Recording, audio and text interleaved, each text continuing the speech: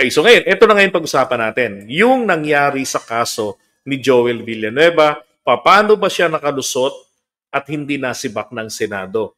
Actually, alam na natin ahead na talakay ko na. 'Di ba? Na kapag na etong si Conchita Morales, yung kaso na yan ni Joel, no? Paano siyang nakalusot at hindi nasibak sa Senado?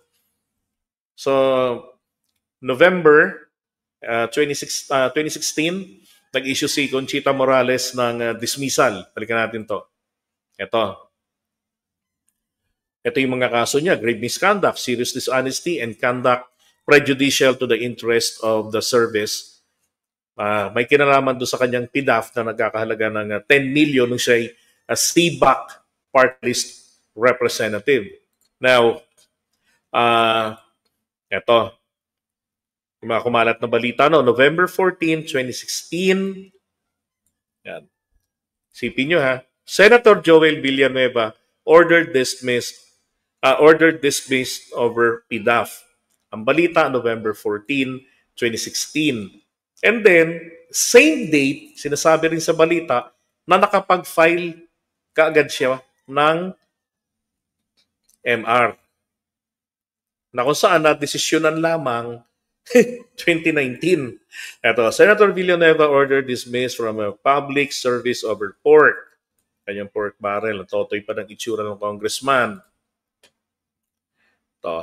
Sabi ni Conchita, recently, we are laughing stock of other countries. Pinagtatawanan lang tayo Dahil hindi natin alam kung paano natin i-enforce yung ating mga batas. Hindi natin alam paano itong ipapatupad ang mga desisyon na nagmula sa legal proceedings. No? Okay, so puntahan na natin mismo yung balita. So sa laman ng balita, ito po yung kaso. Again, yung balitang pinagkunan ko, ang petsa po nito, November 14, 2016. Okay. So dito tayo magpa-update sa lumang balita. Nakalagay dyan, ito yung kaso, pareho rin. Diba? Ito yung nandun sa dismissal. Then Villanueva's dismissal stemmed from his indictment for malversation, graft, and falsification of his 10 million priority development PDAF. Yung niya, when he was a party list congressman. Ito pa. One count for malversation of public funds and malversation through falsification of public documents against Villanueva and his co-accused. Kasi nga, lumilitaw po dito sa mindset po ni Morales, may pangloloko, may deceit. Paano yon? Para i-cover yung kanyang kalokohan. Ito sa ang binabanggit ko sa inyo, sa side naman ito ng ni Ombudsman Morales.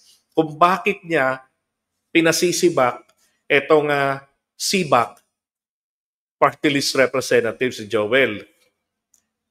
Sa kanya kasing paniniwala, pinolsify, kumbaga, nang gamit ng ibang papel ng naka-letterhead ang buhay party list sa paghingi ng pondo para ma-release yung pondo ng PDAF.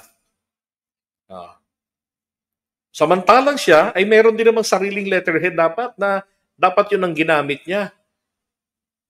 Ngayon, yung perang nakuha mula doon sa na-release na pera, gamit yung buhay party list, letterhead, and the requester was Joel Villanueva of CBAC party list na nauwi sa PDAP scandal. So sa isip ni Morales, may kalokohang ginawa si Joel Villanueva. Nagets nyo? Kasi kung wala kang planong masama, for two reasons, hindi ito masasangkot sa kabulastugan. Pangalawa, gagamitin mo kung wala kang evil intent, gagamitin mo ang sarili mong letterhead. Am I right? Diba? Pero gumamit ka pa ng iba na letterhead. Tapos yung pera, nasadlak sa lusak. Hmm. To. Also indicted, ito nga si kasama niya diyan sila Arthur Yap, si Ronald Samonte, tapos ito yung NABCO representatives, si Alan Havellana, bla bla bla, at saka yung Aaron Foundation Philippines. So yung dismissal po kasi niya na ipinakita, diyan po yun sa kaso niya, diyan sa Aaron Foundation at saka yung sa NABCOR. Yan, ito yung mga kasabwat. Wala naman siya kasing ibang kaso sa ombudsman. Yan lang talaga. And then Villanueva is the son, blah blah blah. Ito na. Ito pa. According to the ombudsman, the Budget Department on June 10, 2008 released 10 million PDAF to bogus. So ang DBM nag-issue ng perang hinihingi niya na 10 million yung PDAF diyan sa bogus NGO. No, para i-implement yung agri-based livelihood projects ng doon po yan sa Region 10. And then 2 days later, ito naman po napunta sa nag-request siya, sabi niya, Villanueva requested YAP ng Department of Agriculture, yan, siya secretary noon to release the fund to NABCOR. NABCOR. As implementing agency with the AFP as NGO partner. YAP and NABCOR then entered into a memorandum of agreement on June 19, 2008. Then Villanueva's PDAF was supposedly spent for pechay. So yung pera daw po, pambibili sana ng mga pechay. Parang ibang pechay yung nasa utak ko nung maalala ko yung picture ni Joel dito. Yung picture niya na may kasamang mga bobelia. Mga babaeng maalog ang mga dodo. Parang ibang pechay. Radish, sitaw, okra, hybrid yellow corn seedlings, liquid fertilizers, and treasures from supplier MJ Rickson Trading. Ito po ngayon ang matindi rito, ha? Ito. So yung transaction daw po, puno raw po ng irregularidad. Bakit? Ang nakita po nila rito, sabi ng mga, doon sa localities, sabi, yung lupa na sinasabi nila, na paglalagyan yung mga pananim ng pechay, ni Joel, at ng mga mani, wala palang mani, pechay lang, radish, hindi tugma sa pagtataniman ng pechay. Excuse me, hayop na pechay yan. Kasi yung mga lupain daw po yun, mga bahagi nun, may mga nakatanim ng mga saging at coconuts. Alam nyo, pagka may mga nakatanim ng ganyan, payatot na kumbaga yung lupa, hindi na masustansya. Alam nyo ba na yung dalawang yan, yung saging at saka banana and pajamas, ay hindi ho pwedeng pagsamahin sa isang taniman. Dahil yung coconut, umaabot ng up to 50 meters yung naaabot ng ugat niyan. Bilib nga ako sa nagsukat nun Pero napakalawak ang inaabot ng coconut. Maski sa palayan, hindi tama na may naglalagay niyan sa palayan. Napakalakas niyan sumipsip. Sa mga hindi sa politiko, sa mga sustansya ng lupa. Diba? Ang mahalong pechay na yun, grabe. Ngayon, eto pa. No name in the supposed list of beneficiaries. Saan yung mga yon? Ito po yung mga beneficiaries, mga taga Pantukan, Nabunturan, Tambongon, Bongabong, Napnapan, Mipangi, Anislagan, and Magsaysay sa Compostela Valley Province. Yon. Wala raw po yung mga tao doon, mga binabanggit doon na beneficiaries, ni hindi po rehistrado o hindi po residente Ibig sabihin, tanim. Oh. Meron. Diniscuss ko na kanina. Meron. Okay? So, maliwanag ang sabi rito. Tanim, tanim recipient. Okay? Ang inang buhay ito. Parang sinabi, yung mga tatanggap, mga taga ganitong lugar. Papipilahin natin sila. Tapos ang pipila sa iyo, multo, langaw. Ay, nako. Kaya, nga nabuo sa isip ni Morales na may katarantaduhan talagang iniisip ito. Ito pa. Local officials also told the ombudsman that no agri-based livelihood projects were implemented by AFP. Nako! Ghost project! Documents also show that the bogus NGO AFP had no financial capability. Bakit? Saka nakakita ng multong may bulsa, kayang magbulsa. Tinahulog yun.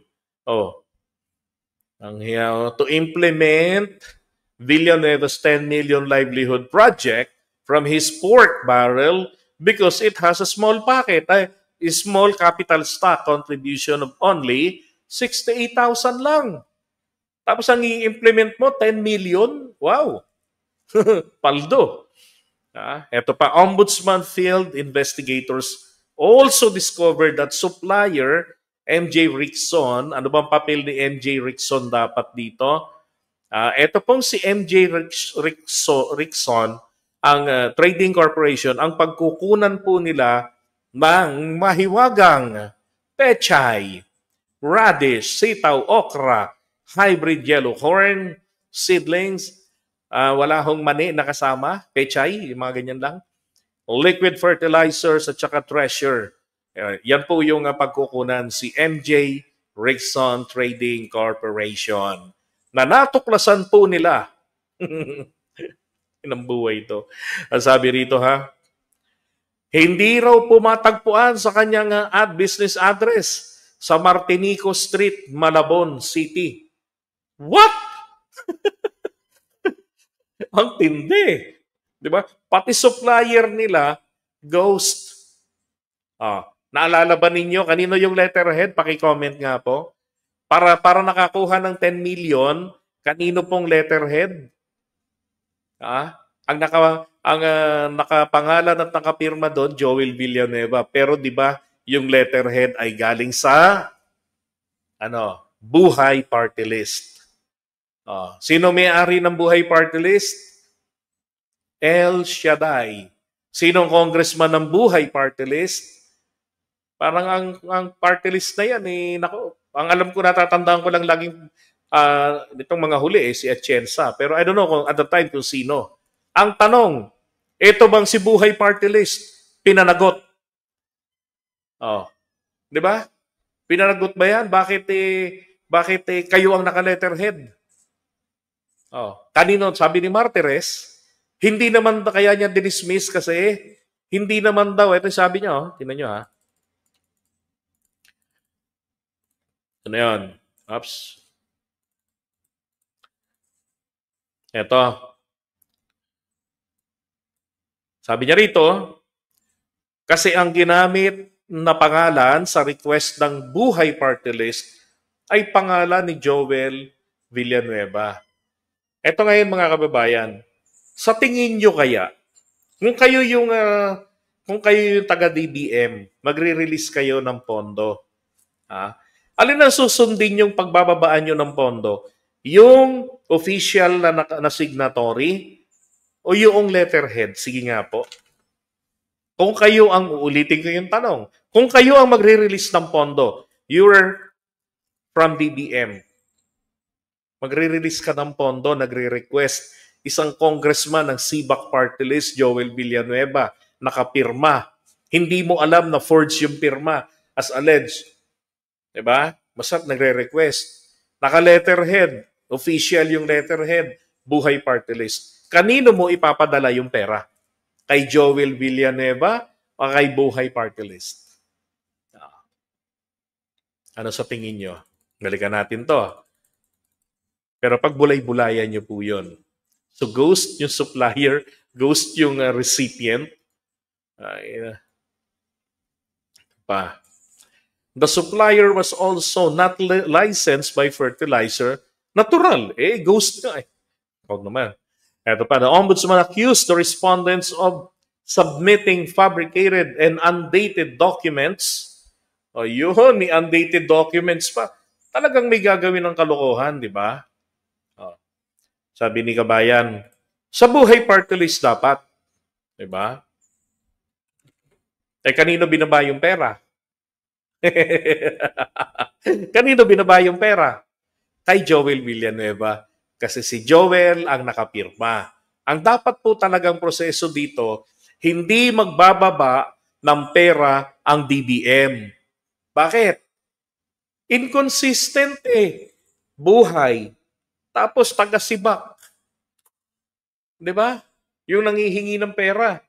O hindi sila dapat nag-release ng pera. Dapat ginawa nila dyan, pina-fraud check nila agad yan. Bakit nag-release? Dalawa lang po yan. Either bobo sila, tatanga-tanga, o yun pong pinakamalabo na hindi totoo, kasabwat ang taga-DBM. Kung sino man ang taga-DBM noon, dapat ay pinahuli yan, kinasuhan yan. Wala ba kayong, ganun kasimple yan Wala ba kayong utak na matino? Wala ba kayong well-functioning brain cells? Hindi pa ba uso noon ang ginkgo biloba? Para maisip ninyo, teka, taga-sibak party list ito Nangihingi ng pera gamit yung letterhead ng iba. Di ba? Hindi dapat magre-release ng pera sa signatory, hindi dapat magre-release ng pera sa may-ari ng letterhead because of the inconsistency. Right? That's right. Kiyote Higarashi. Ito pa. Morales cited the Supreme Court decision junking the pork barrel system that lawmakers were responsible for the release of their PDAF.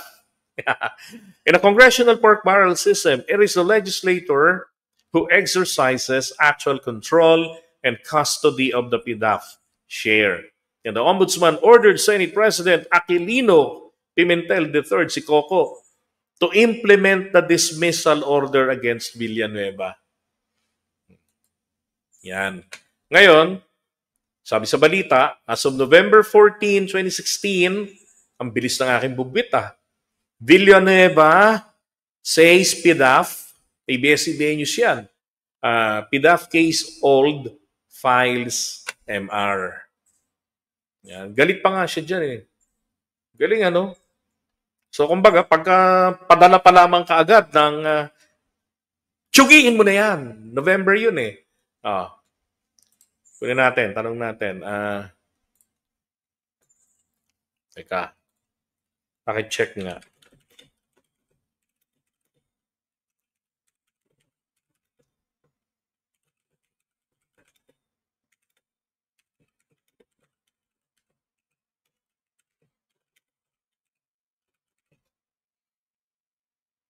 Kunin natin yung petsa nito.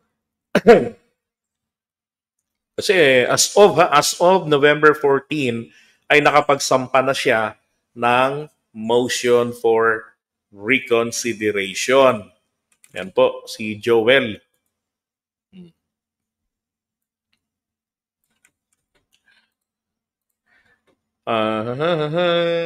Gusto ko makita yung exact date Wait a minute, kaping mainit. Nako, hindi ho talaga maibigay. Basta ang sabi lang talaga, boss, kanina ka pa, ang kulit mo talaga. Sabi na nga, ang laman ng mga balita yan sa GMA Network, GMA News Network, ay as of November 14, 2016, nakapagsampa na siya. Okay, let's take this. So sabi rito, nakapag-file lang nga siya ng kanyang MR. Senator Joel Villanueva said he has already filed a motion for recon before the Ombudsman after the anti-graft body ordered his dismissal on Monday. Ang bilis, ha? Ang bilis. In a press statement, Villanueva insisted that his signatures on the NABCOR documents were forged, and the NBI can attest this. The NBI already made a conclusion that the signatures on the related documents were forged. One of the documents even used Buhay Party List letterhead when I was representing CBAC Party List. Sa isipan nga ni Morales, bakit? Ikaw ang nakapirma doon. At kung may gagawin naman talaga ng kalokohan, di ba? Para walang trace, magpapa-forge ng pirma. Tapos, gamit kayo ng ibang letterhead para lituhin ang ebidensya pag nagkataon. Ganun di ba? Ngayon, ito pa. Ang sinasabi po ron sa findings ng NBI, forged in some documents. So, ibig sabihin, in other some documents, hindi po forged. Di ba? Ombudsman Conchita Carpio Morales on Monday ordered Villanueva's dismissal after he and 9 others were found liable for the misuse of the lawmaker's 2008 PDAF. Now, neophyte senator, however, blah, blah, blah. Okay, so natin dito. Sabi, I already filed a motion before Ombudsman and will leave it to the Senate President to act on the Ombudsman's order. Yan. In any case, my faith is strong in the judicial system and in time, justice will be served.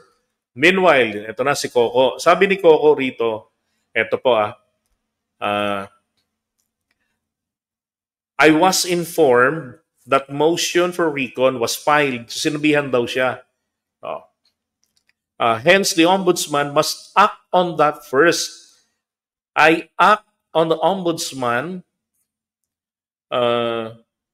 communication before I act on the Ombudsman communication to me. Although, I would follow the better procedure, which is to refer the Ombudsman letter to the Rules Committee.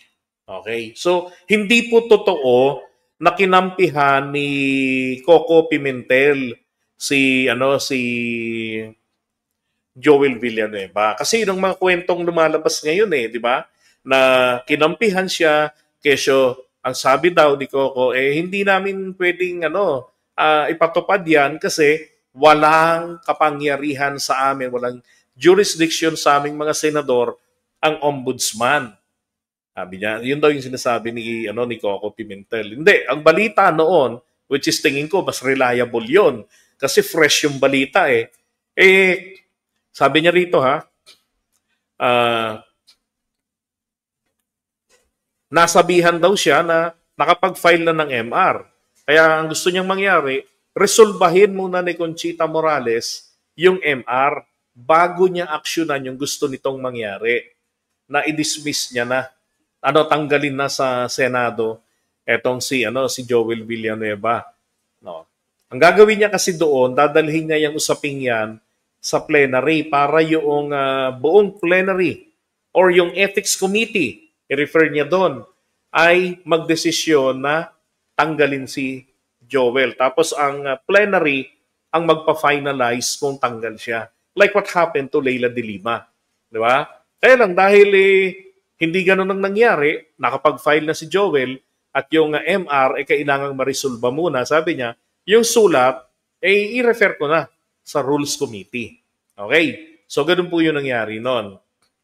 Naalala ko pa ito nung May 13, 2017 kasi hindi pa ina-actionan ni Morales yun Ino-oppose niya to si Napoles na gagamiting witness. Sabi niya, para na tayong siram plaka nito, paulit-ulit na lang. Kasi 2008 pa to 9 years na. Diba? Hindi pa nasisentensyahan. No, syempre, kahit 9 years na yan, ayaw niya na matuluyan siya rito. Kaya ino-oppose niya to Yung yung pagwi-witness ni Napoles laban sa kanya. I don't agree I don't think fit siya na maging state witness.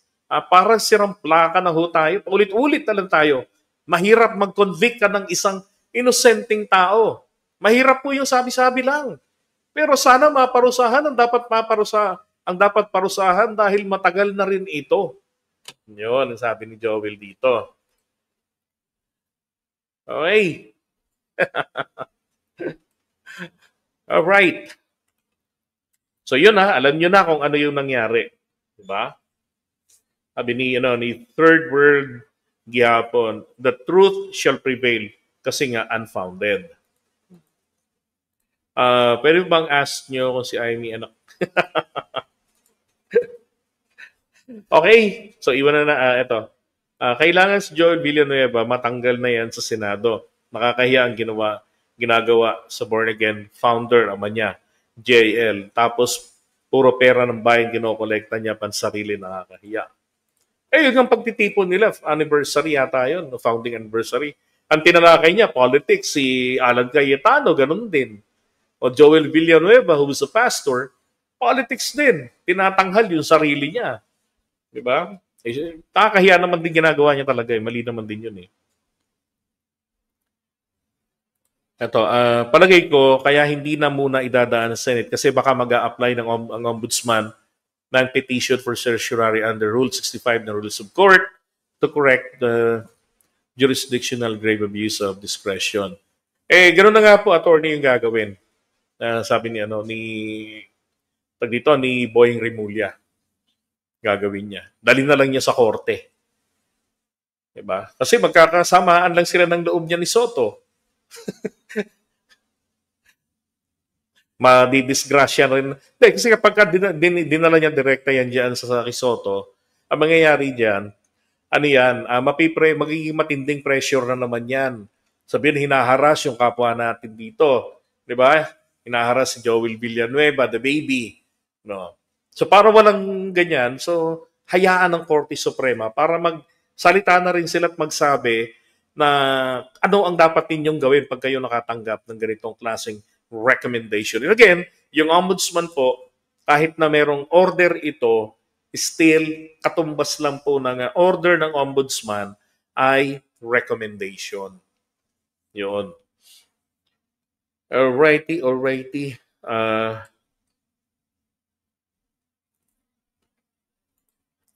Okay, so iwan na nga muna natin to. Hey, you too. Thank you.